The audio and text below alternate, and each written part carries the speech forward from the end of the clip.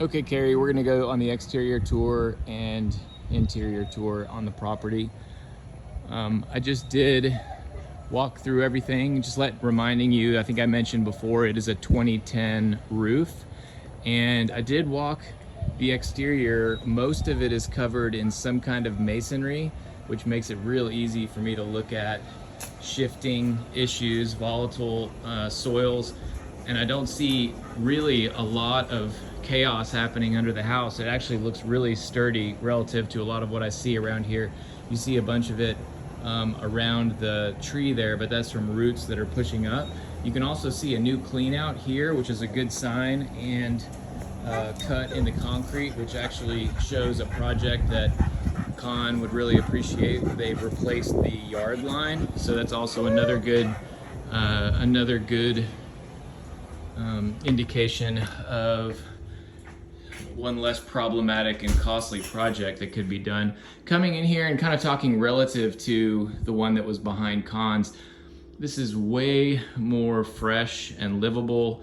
And you have a kitchen that is ready on day one. Good cabinet boxes, a Corian countertop, not even a Formica countertop, decent white appliances with gas, and a nice enough layout for, even though this is probably the same size as the other one. You got dining here, a little bit of a bulky dining table, but nice living. The walls are a nice flat texture with decent trim around for baseboards and trim around the windows. Kind of the original mid-century windows are all still there with no screens and single pane, but they are in good shape. I kind of walked around and played around with a couple of them.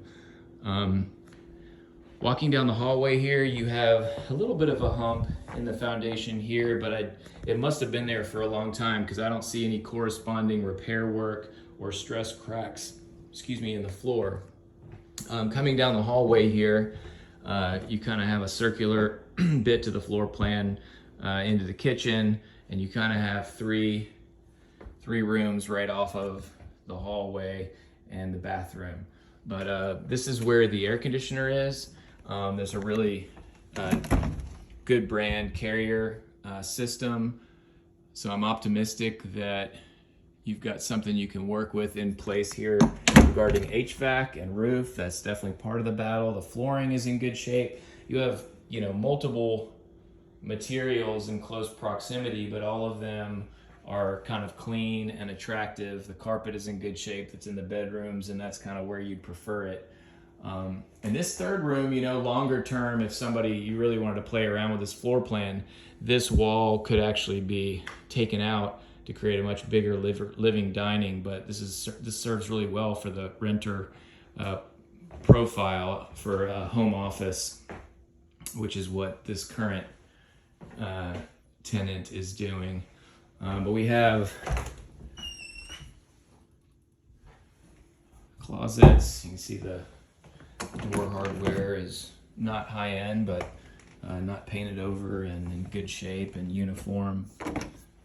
And you kind of have you got that one closet that makes a cavity here, and then the other one is on this side. Really nice neutral paint, updated fans. So really what this comes down to is you have a much more turnkey rental property here.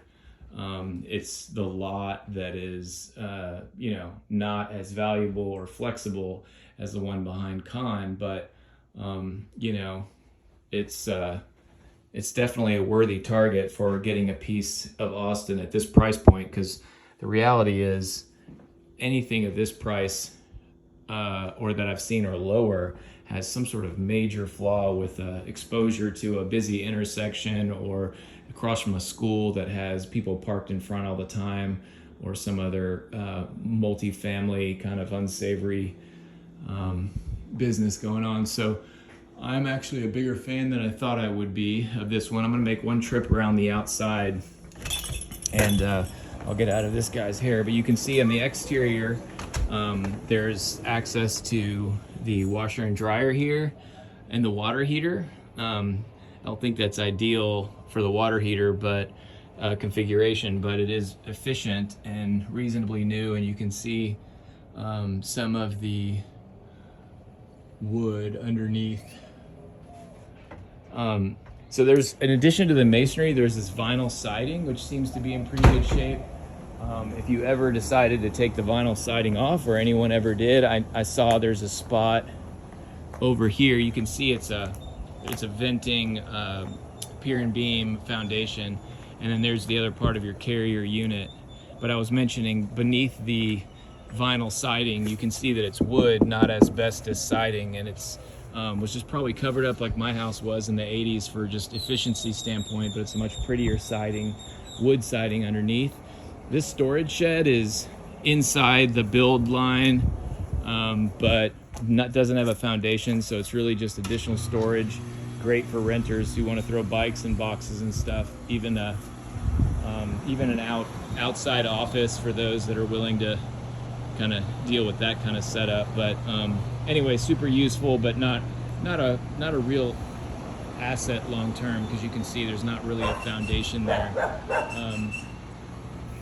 We talked about the ADU possibility. I mean, just imagine you have to have 5 feet off this back fence. It might even be 7 because of that electrical line and how close the house is over there.